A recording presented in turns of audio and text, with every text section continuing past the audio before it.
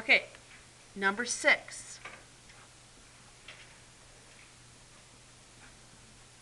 So the mistakes I saw students make is they looked at the denominator, they know they had to find a common denominator, but they thought, okay, the only difference is just missing a square. So some students just try to put a 2 here.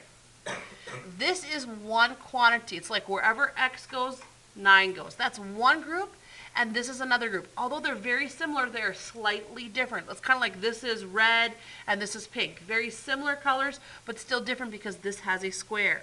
So we need to find a common denominator because we're subtracting. Whenever you add or subtract, you have to have a common denominator. So this side is missing an x squared plus 9. And this side is missing an x plus 9. Now I have a common denominator of x plus 9 and x squared plus 9.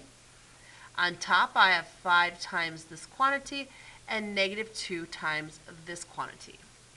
So I'm going to distribute the 5 and distribute the negative 2 next. 5x plus 45, negative 2x squared minus 18. Now let's combine like terms here.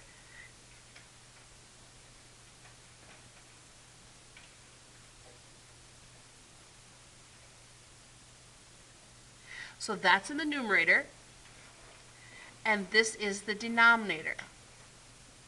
So I've done step 1.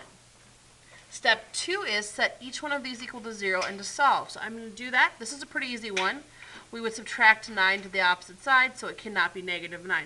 This one is a little more difficult. So when I take, bless you, when I take this and I set it equal to 0, the first step would be to move 9 to the opposite side. But then I have to take the square root. And so I get 2 answers, but it's going to be an I answer.